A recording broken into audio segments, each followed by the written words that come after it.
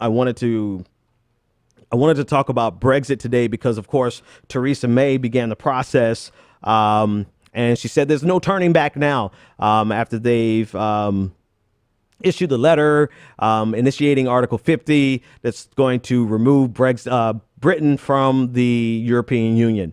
It's going to take about 3 years, 2 to 3 years for this process to complete itself. Everyone on the outside and a lot of people inside of Great Britain, because the opinions are divided and the measure passed by a fraction of a margin, right?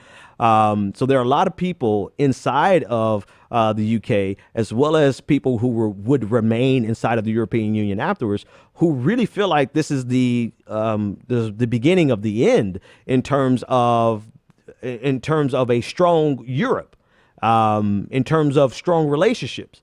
Then you have that fraction of people who are celebrating Brexit, and they think it's going to be the best thing in the world. They think it's going to, give some level of freedom to the UK that they did not have.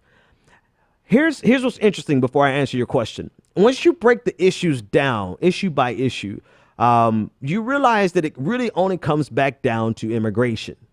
Right. And some marginal amount of money that they pay to the European Union on an annual basis, which they're going to lose by magnitudes of order greater because they're leaving, particularly in trade deals. But we'll get to that. When you break it down issue by issue, it really boils down to being able to set their own immigration policy. The UK never was a part of the European Union economically in terms of their currency.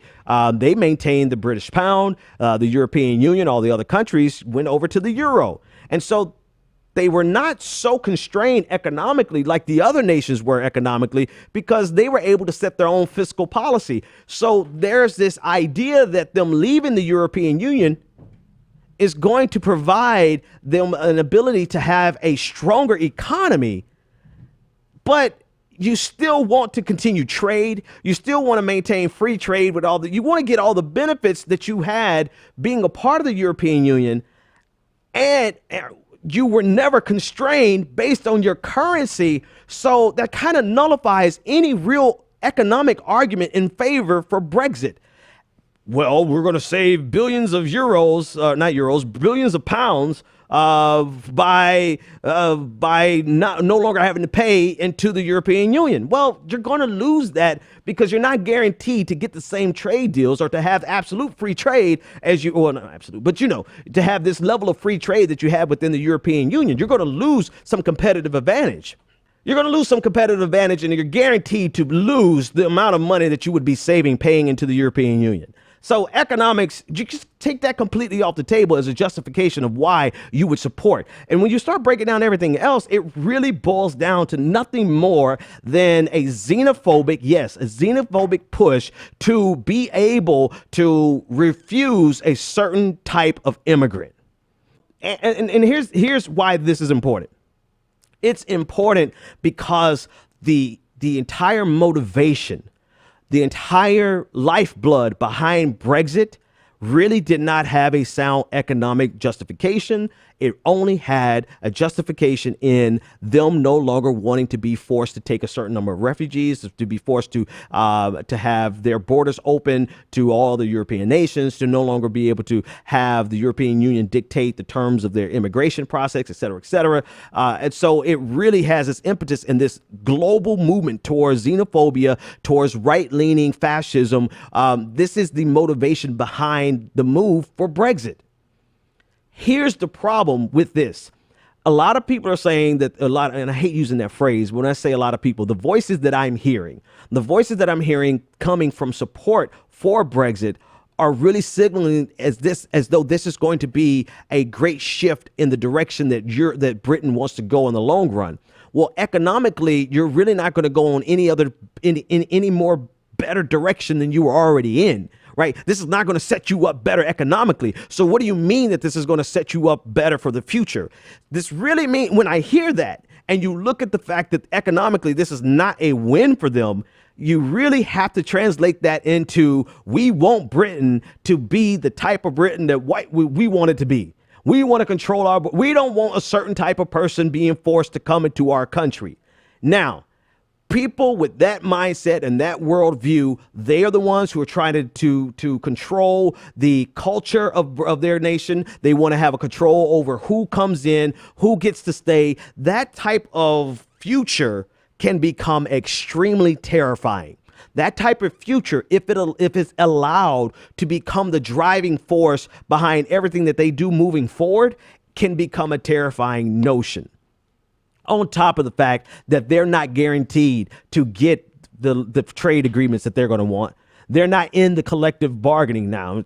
Horrible phrase to use in this context. They're not in the collective trade deals anymore, right? They have to go nation by nation. They're going to have to establish a trade deal with the United States versus a group trade deal for the European Union. So they're not guaranteed any economic benefit from this, but they are guaranteed to be able to set their culture and control their culture based on whatever the majority is saying at the time. And so if the majority is saying that we don't want a certain type of immigrant, no matter what's happening in Europe as a whole, Great Britain gets to be the type of Great Britain that they want to be.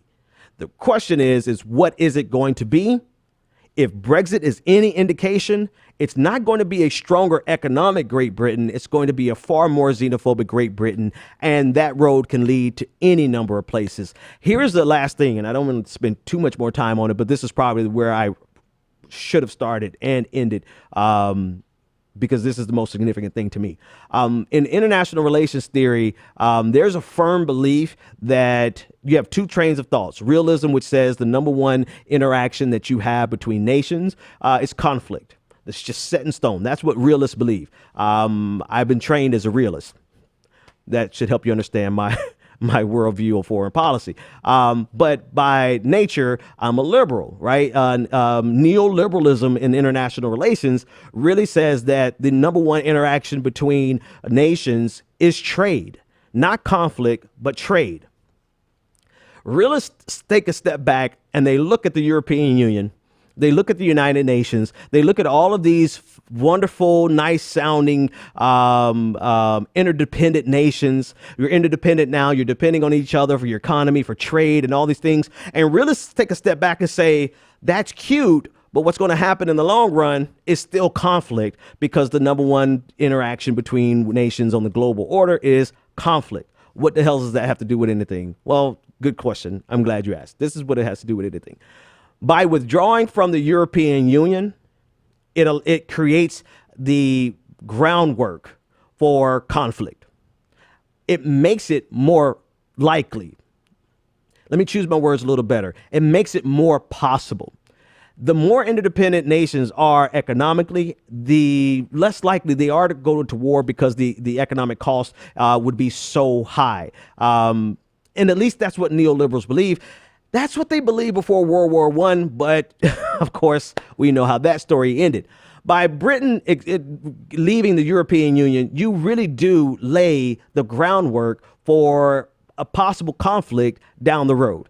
Probably not in our generation, very likely not in our lifetime, because of how the world order has been set pretty much since 1945. However, this shift away,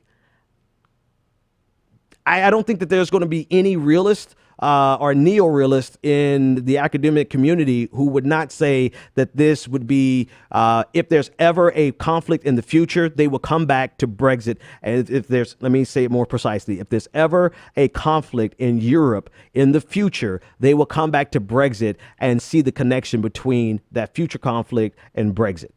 This is all theoretical. However, I tend to believe I will fall on that side of the argument. Again, that's because my training has been in neo-realism.